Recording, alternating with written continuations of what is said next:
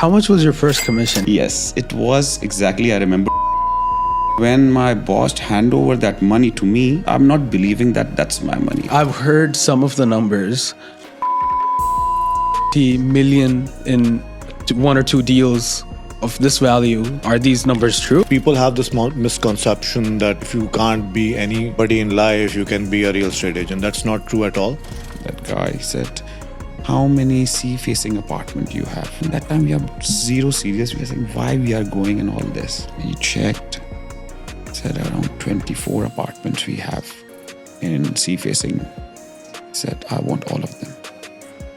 And we are looking to each other. I said, please. Ladies and gentlemen, welcome to this episode. Today we have the CEO of M&T Realty, Murtaza Hussain, and the Managing Director, Hassan Farooq. Welcome to this podcast. Thank you. So first off, I want to immediately get into this question.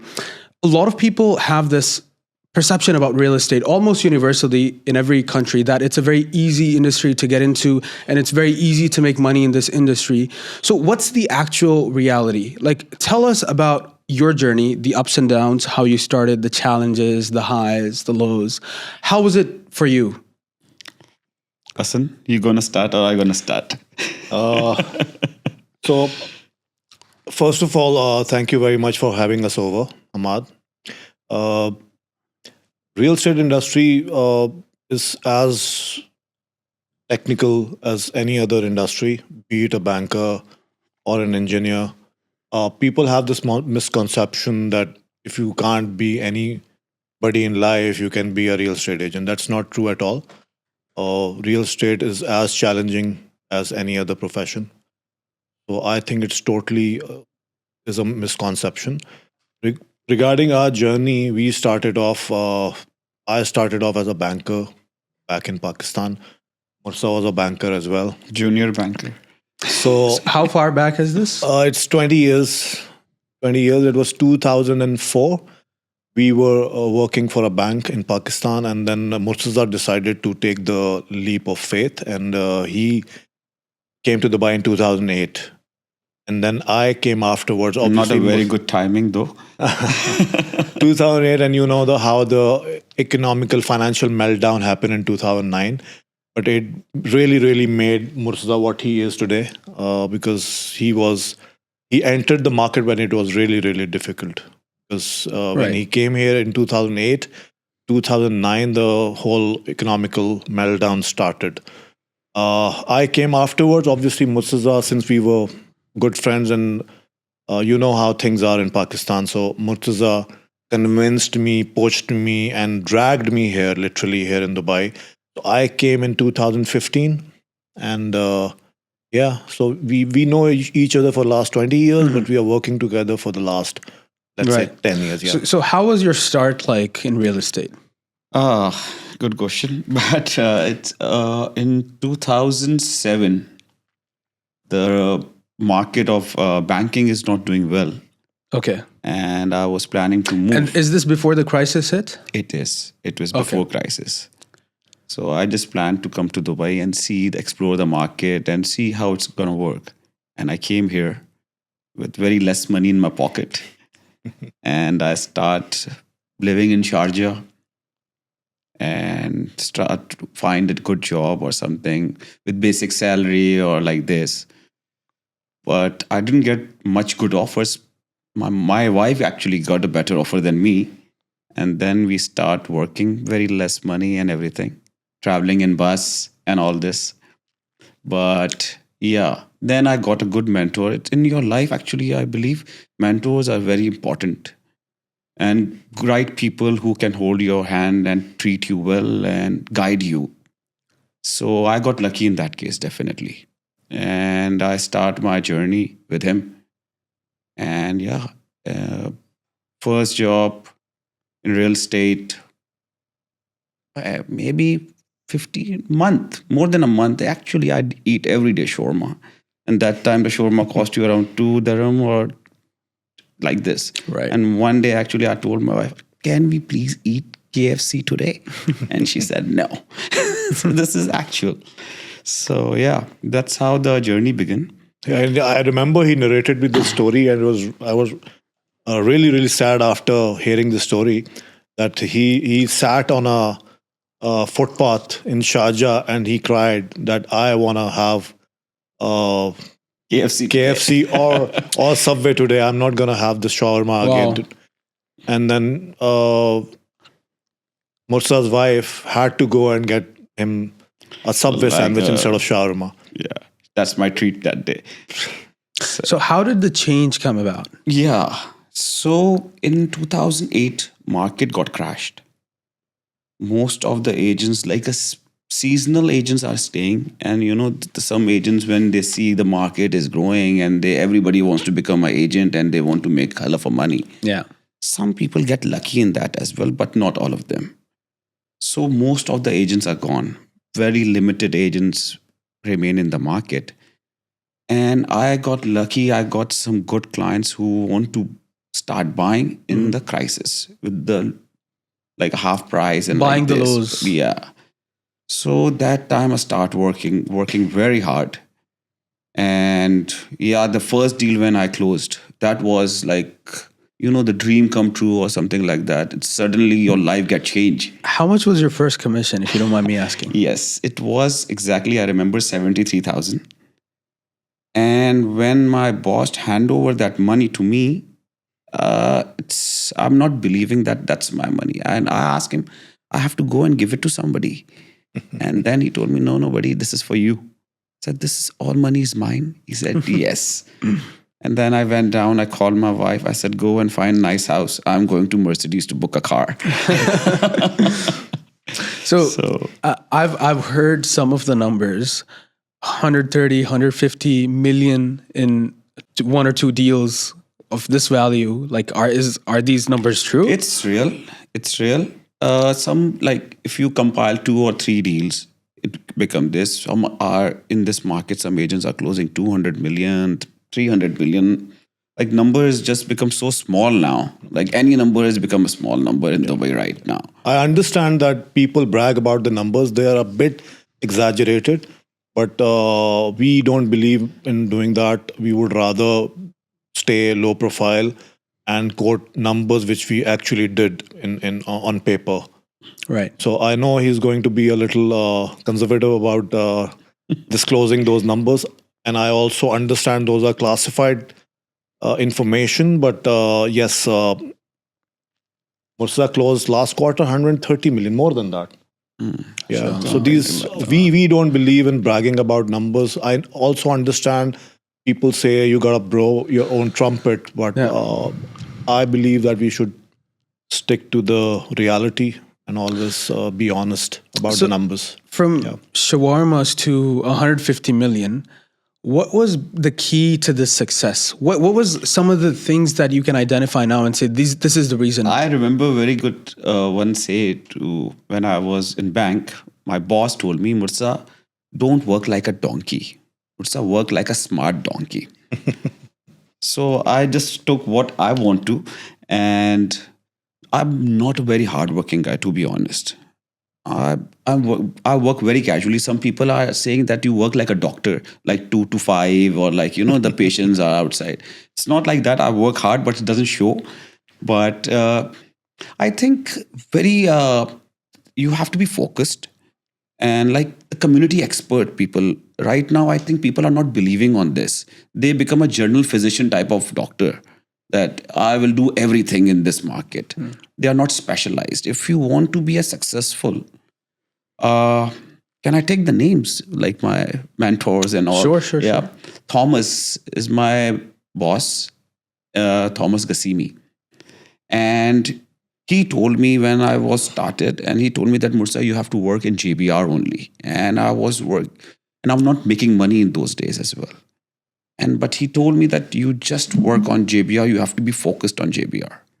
2-3 months, I didn't close anything. But after that, it's like rain of leads and clients, because they know that I am the specialist of JBR. I know inside out. So yeah, you have to be focused. Waterfront property, DP just came up with JBR. JBR was a big thing there, and you become a specialized person for JBR. So you have your. So for both of you, during that time or after that time, what would you say has been like some of your most craziest deals, or like some of the highlights, like some instance which you still remember? I remember one very funny deal, and it's one of the funniest deal actually I did in 2008 when the market got crashed, and one of my buyer, he's a French buyer, I still remember him. I don't take his name.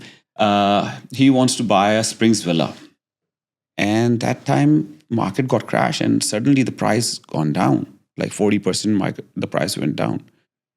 I told him, I said, don't buy right now. Just give him the penalty and get away with this deal. He was very adamant that, no, I want to buy this property. I don't care. And the seller, I called seller. I said, what's happening? He said, Murtaza, please close this deal and I'll give you a beautiful gift. I said, okay. So anyhow, we just did that transaction perfectly. And on the date of transfer, we finished the transfer. That time in Dera, there's a transfer office. We finished the transfer. We came down. The seller came to me and gave me a key of his car. I said, what should I do with this? He said, this is your gift. I said, are you kidding me? He said, yeah, this is your gift. He gave me that time is E-Class, E350 or something like that. I don't remember exactly, but yeah, it's like, I said, no, I don't need this. He said, no, I told you this is a gift. And yeah, so some people are like that as well in this market. Do you recall any like highlights or any crazy story of a particular deal that you did? Okay. I recall a story. A guy flew from Ireland, and those were my early days in the career. And he asked me to come meet me at Atlantis, and I went met him. And then he said, I already have a property, and then I just want someone to help me transfer this property into my company's name, which I just opened up, an offshore company. So he asked me what charges you are going to take. I said, it's not about the charges. We usually take for property transfers 2% buyer's commission. In your case, you are a buyer, you are a seller, but we'll still take 2%. And he agreed on it. So it was his property. He was just transferring into his company. I just helped him, got that transferred into his own company's name, and I got 2%. And it was a quick deal. I will not charge any money from him. And maybe he can be a repeat client. I gave a shot, I got lucky. I gave a shot and I got lucky, I would say. So that's quite a unique case, but I feel like a lot of agents in that position would probably get confused on what to do, like how to get this process. Is this something that I should go? Is this like, maybe this is something sketchy or not? Yeah. So how do you determine on which decisions to take when it comes to things like these? It was a very, very spontaneous decision. I actually thought he's a big guy because I did a little bit of research on LinkedIn prior to meeting him. And then when I met him, he looked like a big guy. So I thought I'm going to help him transfer his property to his company, and then maybe we will sell him something later in future. Yeah. And it was a spontaneous decision. My instinct actually told me to just say 2% to help him, and he agreed. And he gave me, by the way, half of the money in advance in cash. Right. I like this kind of clients. Yeah. And no receipt, nothing. Meeting him for the first time in a lobby of a hotel, and then I remember one more crazy incident of my deal. There are many actually. Yes. This podcast will go on and on. This is very funny though. Yeah. We are doing one viewing. That time, this Princess Tower was under construction. And we went in that construction lift. There is one Indian couple and one British agent. And then me, one of my Tamil agent, and my British client actually, yeah. So we are all 6 in the one elevator. And we are just joking and talking and all this. And this couple, Indian couple, and that British agent was very serious and all. We went upstairs, we showed the apartment. That's the show apartment. We came down. And that Indian guy came to me and told me that, "Hi, how are you? Can I have your business card?" I said, "I'm sorry, it would be unprofessional," because that agent was looking at me. So I told that Tamil agent that if you want to take his card, that's fine. They exchanged the number. And then he called. At that time, Friday was a holiday. So he called the Tamir agent in the morning, 10 o'clock, and tell him that, "Can you please come and see me?" He called me. He said, "Murtaza, I got the call from that client. Can you come with us?" It's a Friday and a heavy night. So, yeah, I said, "Okay, let's do it." We went there. We are sitting in Armani lobby in Burj Khalifa. That guy said, "How many sea-facing apartment do you have?" And that time we are zero serious. We are saying why we are going in all this.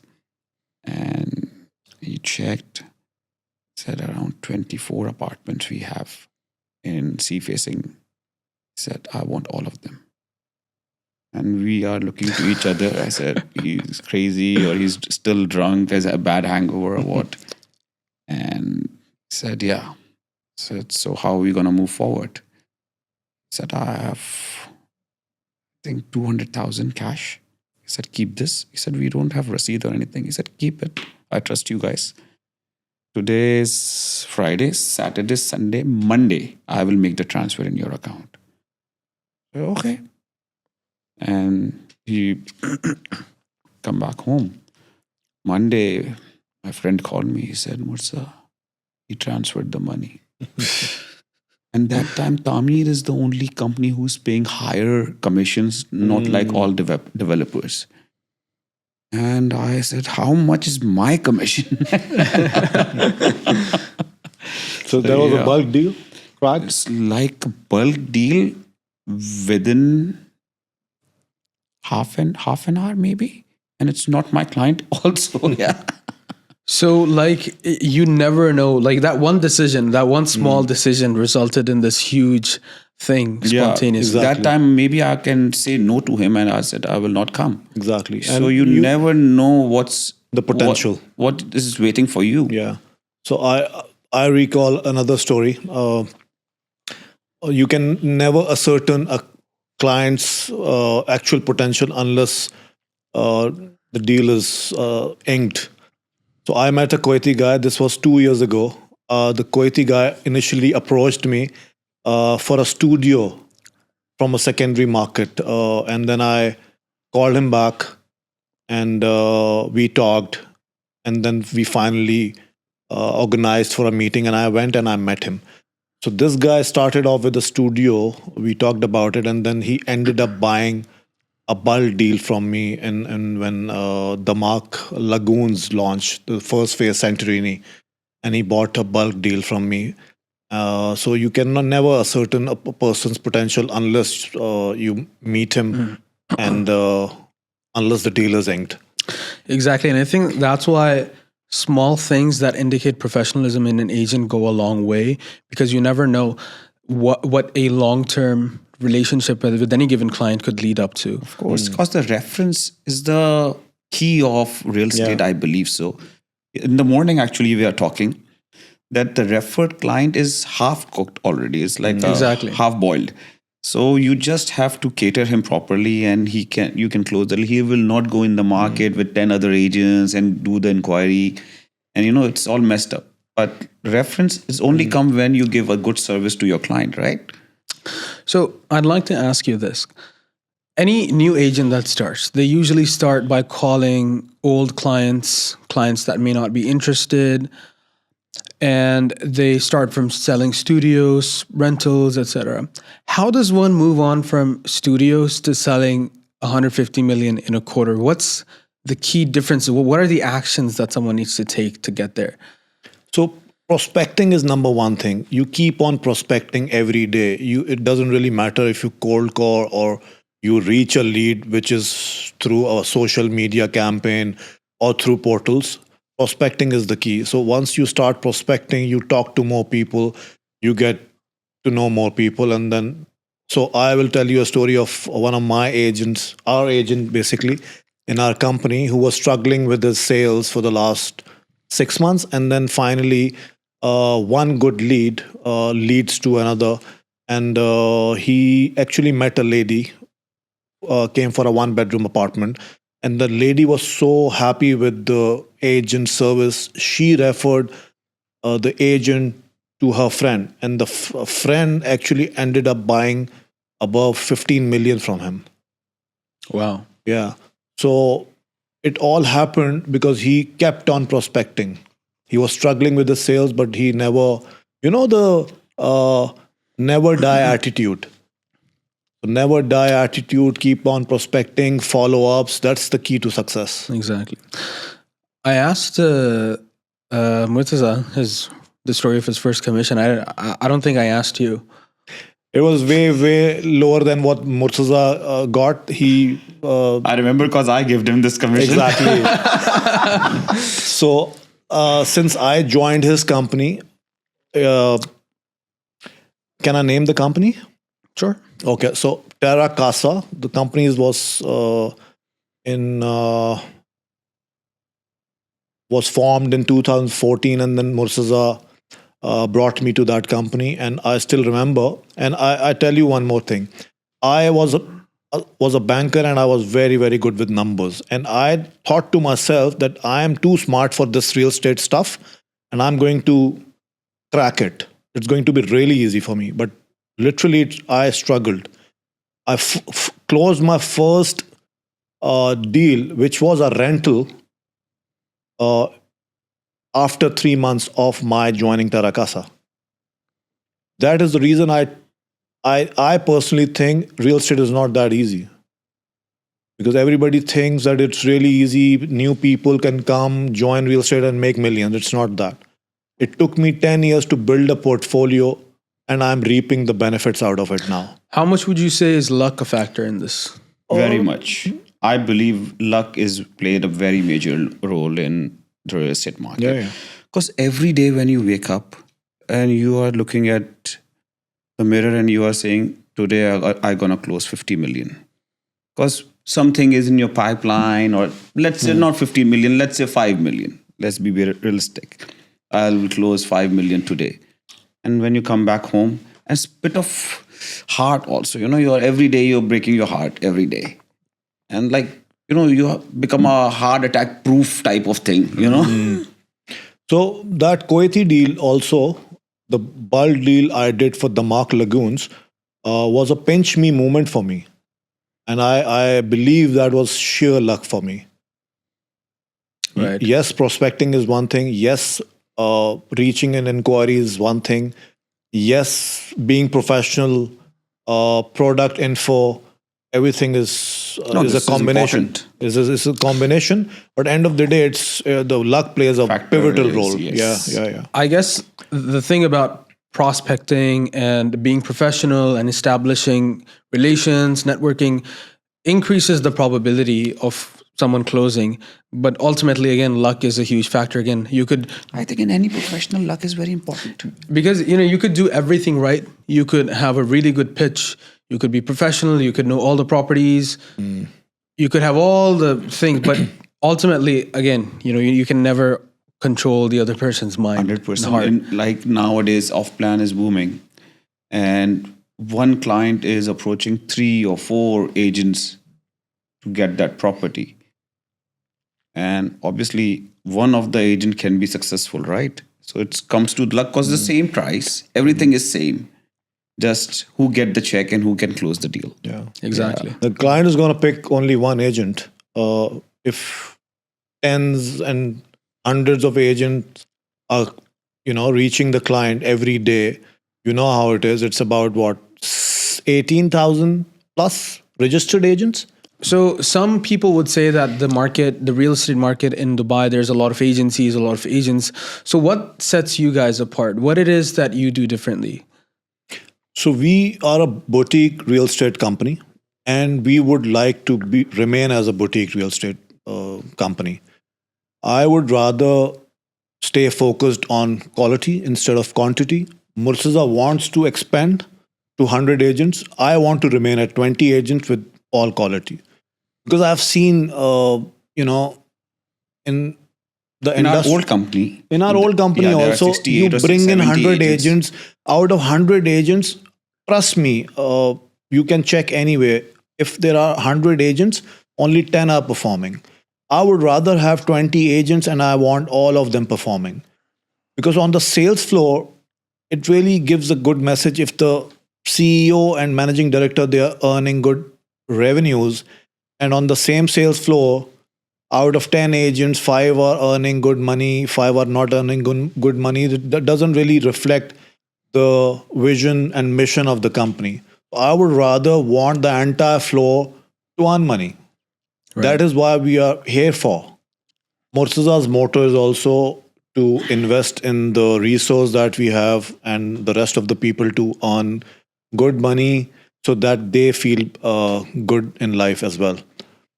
You know, I see this a lot. A lot of agencies don't realize that if the agents perform, then the agency itself will also grow. And, so you don't really see that I love to investment. spoil my agents, to be honest. I always want them to grow, wear nice watches, drive nice cars, live in good house, spoil themselves, go on the vacations. Why not? If you are making good money, you should enjoy your life. I personally, I don't believe that just sit with that money and no, my kid's gonna be catered properly and all this. If you're making money, enjoy your money. Because everybody see in Dubai, money comes so fast and it goes as well. But definitely you have to be smart to take care of that money as well. It's not like that you're making 100,000 and spending 120,000. No.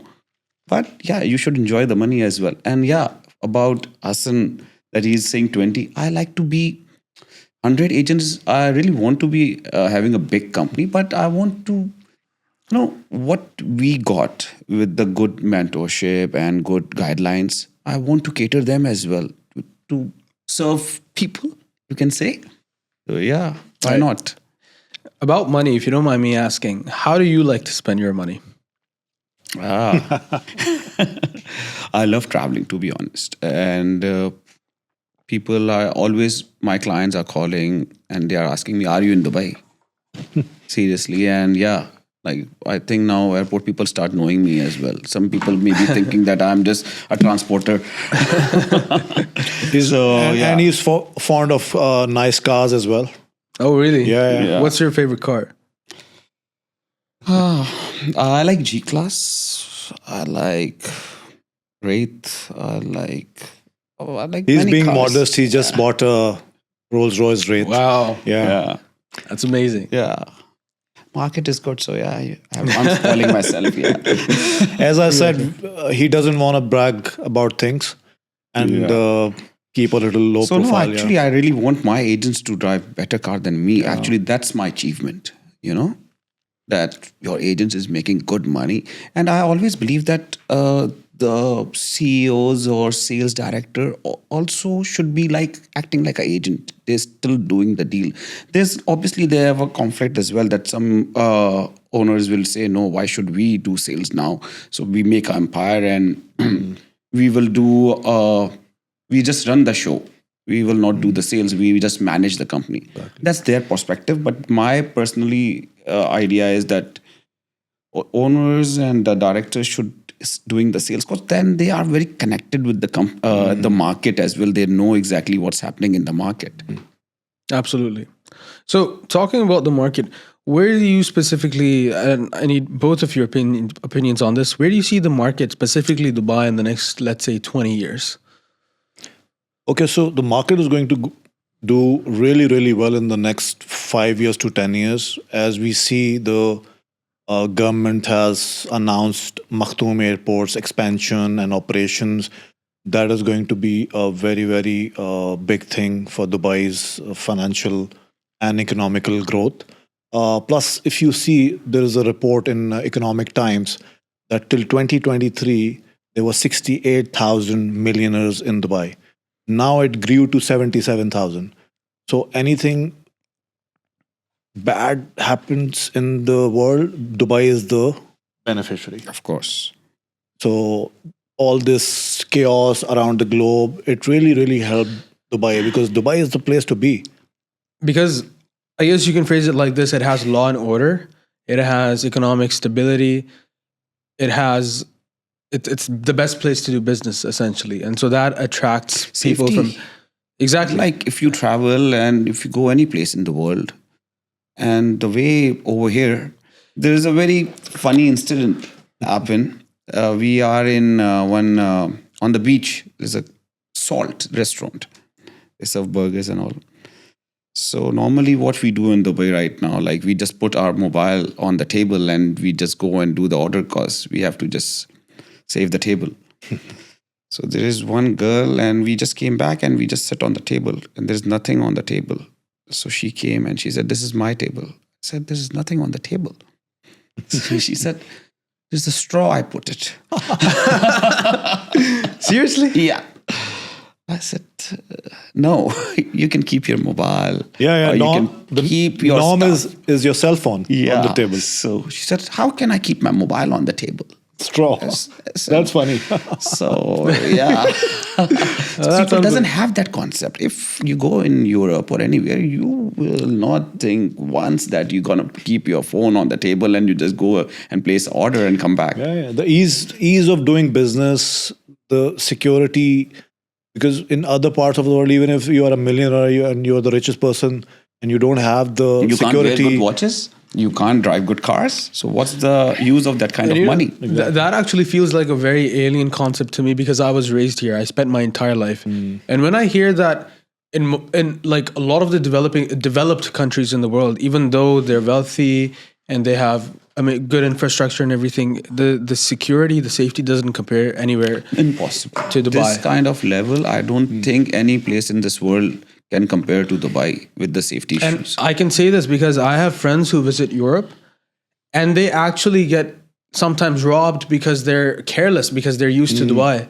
So when they go True, there, true, it takes them time to adapt. Obviously, yeah. Murtaza is very well traveled, so he's in a I better. was in Paris, and we are sitting in the train station and waiting for the train. And my bag was like just next to me, and I was just talking to my wife.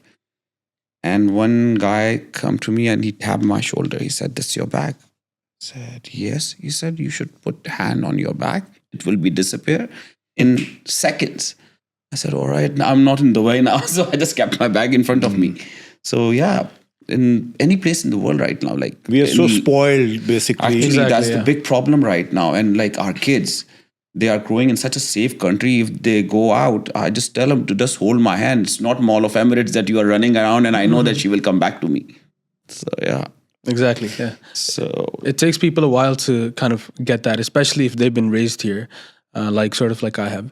Now, if you could go, this is a very hypothetical question. If you could go back to when you were, let's say, 20 years old, now that you have all of this experience in life, what is an advice that you would give to yourself, your 20-year-old self? I would have started real estate not at the age of 35. I would have started at 25. mm, This is what my regret is, that I started really late. you got old, man. Yeah. Now you can do the math and Yeah. no, Real estate Judge about is my age. actually it's a life changer for me. To be honest, I don't know about others, but I never thought that we are driving these kind of cars or having nice food in the best restaurants and everything. And I see some of the people on the internet that they are just bragging about the realtors that they have the worst life, that he has to run around and do everything. But if you are doing nice and you are doing right thing, I don't think you have that kind of tough job. Yes, tough is everything. Bankers are having a tough job. They are just waking up at 7 o'clock, 8 o'clock. They are going to the bank, coming back. So everywhere is tough job. Yeah, real estate is a bit relaxed job. It's no timing issues and everything. But saying that the real estate is like a dog kind of job, I don't think so. That's the case. it gave us everything. Yeah. UAE gave us everything. Real estate Yeah. gave us everything. I wouldn't have even imagined in my wildest dream that my daughter is going to study in the top university in Australia. She's doing her dentistry. I wouldn't have imagined of sending her to a good university had it been not real estate. So basically, it gave us everything. I'm really thankful to God that I took this leap of faith, and And the vision of this king, I think that's unbelievable. yeah, The planning and the thing ahead of time. yeah. Like suddenly they announce Makhtoom Airport. The whole, the vision got changed. Now everybody is saying south, south, south, south. Let's go Expo. Suddenly Expos start booming now. That script now. Like before, that's the Damak Lagoon and Talal Al Gaf. That strip is booming. Yeah. Now They're we will coming up see with a in new next master 2-3 community. years. I think we have done a lot of promotion for the mark today.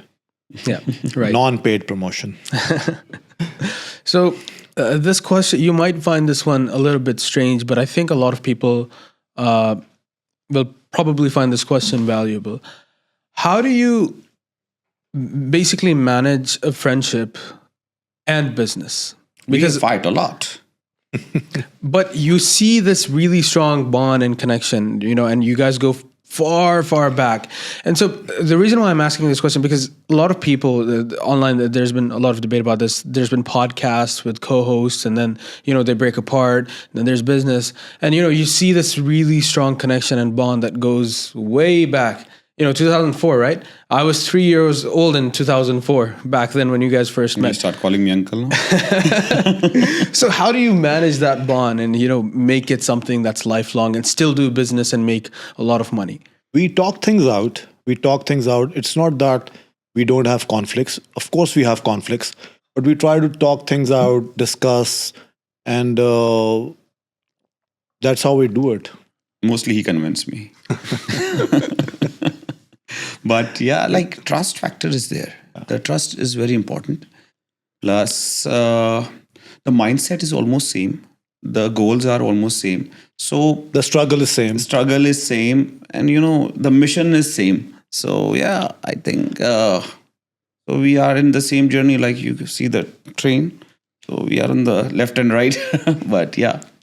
Do you think it's important to find people when you're young who are like-minded as you and who want to go on the same path? Like if you're in real estate, finding friends and people who have the same mindset. Yes, of course. Like I really love the fresh talent in our office also. How much of we had so much of fresh Yeah. talent in the office. And I think it's easier with the fresher to start work because they are like a blank boat. You can guide them what you want them to do. Like if the experienced agent will come, he has several of terms and conditions that I want this, I want this. He'll I come want with this. an extra baggage and Yes. Plus, you his style of can't working. Wipe him out and just tell him that no, you don't have to do this. Now you have to do this. You can't do that. With freshers, you can tell them that these are your guidelines. You have to start from this one. And I think freshers are more energetic as well. Yeah, Yeah, for sure. of course, they have the the spark in their life. They want to do something, and if you give them the right guideline, why not? Absolutely. Because you have that initial spark, that fire, like you said, and that's basically the fuel to propel someone. And that kind of leads me on to my next question. There's been a lot of people personally in my circle who have had a lot of passion, had a lot of energy joining real estate and stuff. And eventually that kind of died down because of certain agencies and some of their practices in association with those agents. So what do you think someone should do in that case where they feel like, that's not where they belong, but they're still confused about their position in the market, whether they want to continue on with real estate based on the experiences that they've had that were not necessarily positive? What should an agent do? Because they could Join us. because you have a potential like millionaire there, who's been disheartened by the experiences that they've had. I see a lot of burnout. New agents thinking that real estate agencies, We'll give them everything in the platter. Yeah. The real estate industry is going to give us everything. Become millionaires overnight, which is not true. You have to really. It's an uphill task. It's a daily grind. It's not easy. So Expectations also. Some of the agents, when they are joining the company, they have And too pay much them of on time. expectations. It's not rocket. Yes. No, it's no rocket science.